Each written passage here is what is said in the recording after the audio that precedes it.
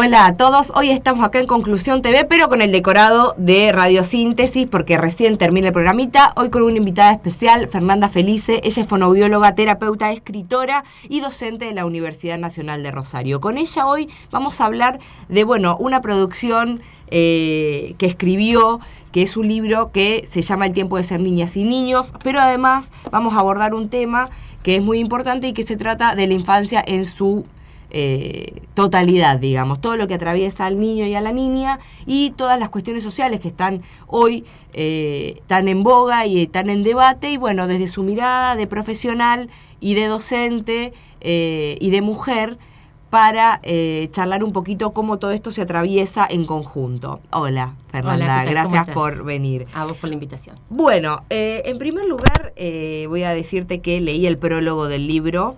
Todavía no lo leí el libro porque ahora sí lo tengo y lo voy a leer completo, pero me llamó la atención un fragmento, en las líneas de Gloria Bereciartúa, que reza: tiempo de infancia, tiempo de nuevas tecnologías de la información y de la comunicación, tiempo de la certeza diagnóstica avalada por los manuales de trastornos mentales, tiempo que amenaza a la singularidad de muchos niños.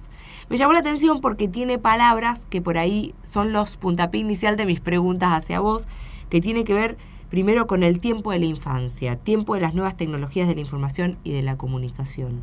¿Cómo pensás vos esto y cómo se refleja en tu libro? ¿Qué es lo que quisiste transmitir al respecto? Sí, de alguna manera en el libro yo trato de expresar algunas preocupaciones en torno a los niños y las niñas de estos tiempos, y algunas de ellas tienen que ver, por un lado, con la tecnología, y tratando de reflexionar en la manera en que la tecnología ha modificado la subjetividad de los modos de comunicar, los modos de pensar y de aprender en todos nosotros, en realidad, pero sobre todo en las niñas y niños. Y fundamentalmente porque, se trata de personas que están en pleno proceso de crecimiento, desarrollo y aprendizaje, y por lo cual nosotros, que somos los grandes, deberíamos estar bastante más atentos.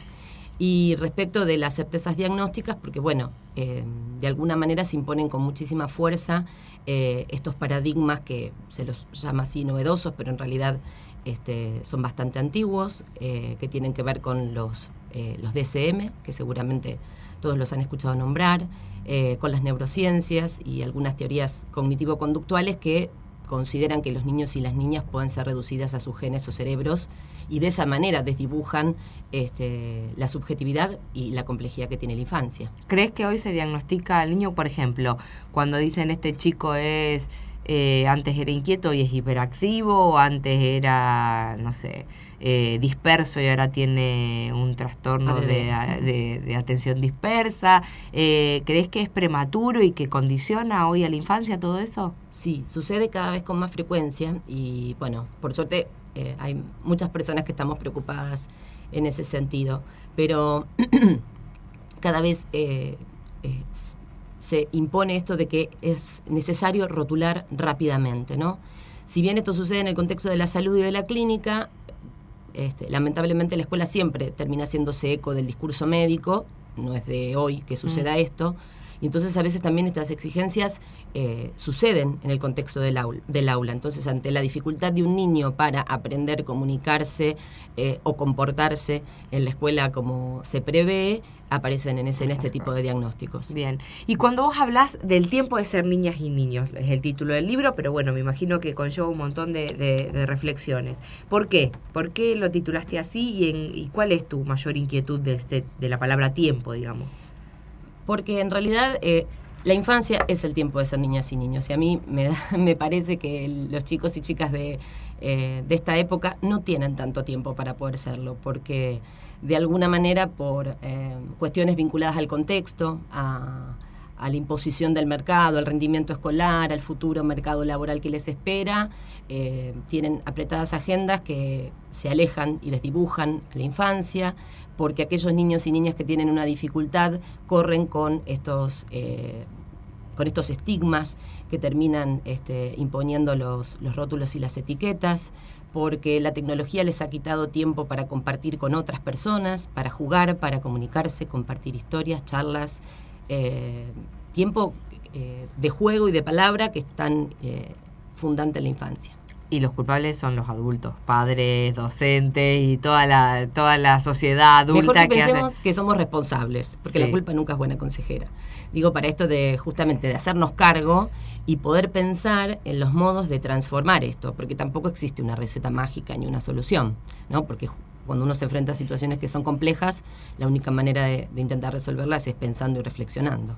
¿Crees que por ahí uno lo hace como padre, porque nosotros también estamos inmersos en esta vorágine social y de el avasallamiento de la tecnología, y por ahí es como más fácil darle el celu o ponerle los dibujitos, que por ahí sentarnos con ellos, porque también tenemos que y debemos tener la casa limpia, ir a laburar 8 horas?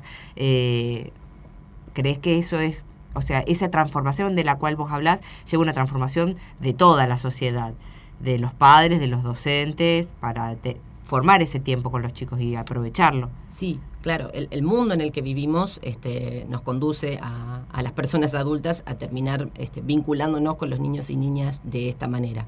Por eso la propuesta es poder pensar y encontrar los espacios para compartir con los chicos y chicas estos momentos que son imprescindibles, sobre todo de juego, literatura, relato, historias y palabras, ¿no? Y lo que sucede es que por ahí, bueno, la tecnología resuelve unas cuantas cosas, entre comillas, y también resulta muy atractiva para las niñas y niños, ¿no? Que esa también es una preocupación, porque en general lo que produce la tecnología es fascinación, ¿no? Entonces, cuando uno se enfrenta a algo que lo fascina, la respuesta es, más que nada, convertirse en un espectador. La tecnología invita a eso, a la pasividad, ¿no? Digo esto porque a veces algunas personas adultas pueden creer que los chicos están interactuando con un celular y están jugando. Y jugar es otra cosa. En la tecnología ya está todo inventado, el niño no tiene nada por hacer, ¿no? A no ser, bueno, abrir una ventana, apretar algún botón o hacer un clic. Pero los chicos necesitan del espacio de juego para promover su creatividad, su imaginación y todo lo que ello implica en la infancia. Y desde tu lugar de fonoaudióloga o profesional, ¿cómo afecta en el lenguaje, en el aprendizaje, todo esto? Digamos que la tecnología da todo, que el chico no tiene que hacer mucho, este lugar de espectador, ¿cómo afecta en el aprendizaje? ¿Ha habido por ahí porcentajes de chicos que les cuesta más que antes? El aprendizaje, en el lenguaje. Sí, incide de distintas maneras. Por un lado, uno es habitual encontrarse con niños que tienen dificultades para comunicarse, para vincularse con otras personas, que han quedado muy adheridos a las pantallas, niños que hablan en esa especie de lengua neutra, sí, ¿no? Porque bueno, son niños que de alguna manera han quedado solos, interactuando con algún dispositivo tecnológico. Por eso yo hablo de la niñez desolada que se refugia en las pantallas y por eso no cuenta con tiempo para aprender ni para jugar. Niños y niñas que tienen de alguna manera un lenguaje más pobre, o que a veces no saben comportarse en determinados contextos, con determinado interlocutor. Porque bueno, para que un chico o una chica pueda saber cómo dialogar con alguien, tiene que poder vivir experiencias concretas de diálogo y de conversación, ¿no? La tecnología nos invita a que siempre haya una mediación de la pantalla, claro, y uno no sepa qué tonos de voz hay que elegir, qué palabras son las más indicadas, cómo hay que mover el cuerpo, cómo hay que disponerse en el espacio. Y respecto del aprendizaje, también ha habido consecuencias.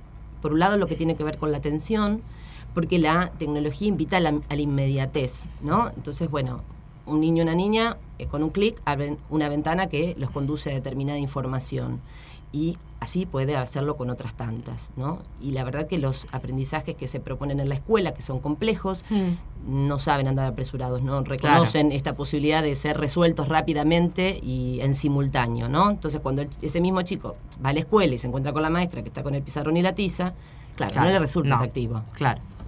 Bueno, y ahora otra de las lecturas que hice, esto lo digo en el Facebook personal de Fernanda, fue, bueno, varios textos que no forman parte del libro, pero que sí llaman a la reflexión y sobre todo tienen que ver con todo lo que se está hablando de la implementación de la Ley de Educación Sexual Integral en las escuelas, vos tenés una manera muy literaria y muy llamativa de hacer referencia a lo mejor a estos temas, del lugar de la mujer y del lugar de la niña y de las prevenciones y de los cuidados que tenemos que tener todos y todas para con ellas. Voy a hacer referencia a una carta que escribió la profesional estimada madre Caperucita, en donde, bueno, el lobo feroz del cuento de Caperucita Roja le cuenta a la madre por qué actuó como actuó, pero bueno, la voy a dejar a ella que explique un poco lo que quiso escribir y cuál es el mensaje que querés dar para dar lugar a tu reflexión de por qué crees que es necesaria la Ley de Educación Sexual Integral. Sí, bueno, esa carta tenía que ver con el 25 de noviembre, que es el día en que se celebra la lucha contra la violencia contra las mujeres. Y bueno, en realidad pensé en todos estos estereotipos y prejuicios que siguen permaneciendo en la sociedad y de alguna manera mostrar cómo el lobo se excusaba por sus malos actos, porque en realidad la responsabilidad o era de la mamá de Caperucita por no haberla educado como corresponde, o porque en realidad fue Caperucita quien en definitiva lo provocó. Y también demostrar que, bueno, finalmente él quedó libre, o sea que para la justicia esos estereotipos siguen vigentes. Hace falta recordar lo que pasó ayer con Lucía. Y que de alguna manera los vecinos del bosque no se sentían muy a disgusto con su regreso, ¿no? Que también pasa, ¿no? Hoy en día. Porque para que también se sostengan algunas injusticias, tiene que haber gran parte de la sociedad que calla o que acuerda con eso, ¿no? Exacto. Y algunos de esos textos que escribí tienen la intención de mostrar cuáles son los verdaderos propósitos de la ESI, ¿no? Porque, bueno, por un lado hay mucha desinformación y también mucha información malintencionada. Las personas pueden acordar o no acordar con determinada propuesta, pero bueno, los modos en que uno expresa ese malestar, por lo menos uno debería ser un poco cuidadoso, ¿no? Uh-huh. Y no mentir, sobre todo. En todo caso, uno puede decir que no está de acuerdo. Yo lo que trato de mostrar que en realidad los propósitos fundamentales de la ESI tienen que ver con la prevención del abuso y la violencia en las infancias, ¿no? Y me parece que el relato literario, puede ayudar a los chicos a comprender cosas que son difíciles de entender y de enfrentar en la vida. Y bueno, y también intento afectar un poco a las personas adultas y sobre todo a aquellos que están más reticentes a la implementación de esta ley. Si tenés que decir, por ejemplo, cuál crees que es, no el objetivo de la ESI, sino el beneficio que trae a la infancia, ¿cuáles serían los puntos que vos te parecen claves, que son necesarios para que se pueda aplicar y bueno, con todos los beneficios que va a traer? Sí, me parece que lo que es muy importante es poder ofrecerle a las chicas y los chicos que vivan infancias libres de violencia, donde puedan ser respetados en sus diferencias y donde realmente se trabaje por la igualdad en términos de derechos y oportunidades, ¿no? Y sobre todo porque si uno puede pensar en la realidad que vivimos, en la cantidad de mujeres que mueren cotidianamente en manos de un asesino, o los casos de abuso que suceden y que siempre son en el contexto intrafamiliar, o al menos en la mayoría de los casos, esa es la herramienta más valiosa con la que contamos para transformar esta realidad. Porque después, si no, nos sentimos molestos por leer esa noticia en el diario, pero no hacemos nada para que eso cambie. Y la ESI es la herramienta para poder transformar algo de todo eso que nos está pasando. ¿Y por qué crees que aparecen todas estas posturas que pueden no acordar, pero que están en contra y que precisamente dan información falsa o que criminalizan a quien defiende? Yo creo que hay mucha gente que está muy preocupada, porque justamente si los hechos de abuso y de violencia acontecen fundamentalmente en el contexto intrafamiliar, hay gente que tiene mucho temor de que algunos secretos se develen. Y en segundo lugar, hay personas que son un tanto intolerantes en el sentido de poder respetar otras posiciones. Y yo tengo otra preocupación además. Es muy grave, que eso también fue una invitación en un texto que escribí, enseñarle a los chicos que es posible que uno se ponga a la implementación de una ley, ¿no? Porque después nosotros nos quejamos de los chicos de hoy, que son intolerantes, que se frustran rápidamente, que hacen berrinches y caprichos. Y con esta actitud, ¿qué le están mostrando esas familias a sus hijos? Que si a mí una ley no me gusta, ¿yo puedo no cumplirla?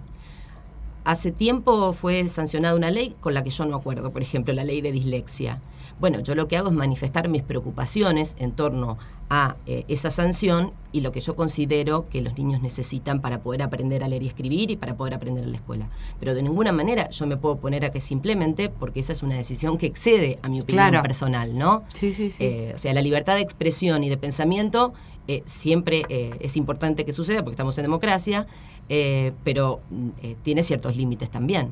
Sí, hay una cierta intolerancia violenta, digamos. O sea, la intolerancia no queda puertas adentro y en una discusión de mesa, de café, sino que traspasa y bueno, vemos las marchas a favor y vemos en contra y se nota claramente una intolerancia violenta y hasta que por ahí que seguimos vulnerando derechos, digamos.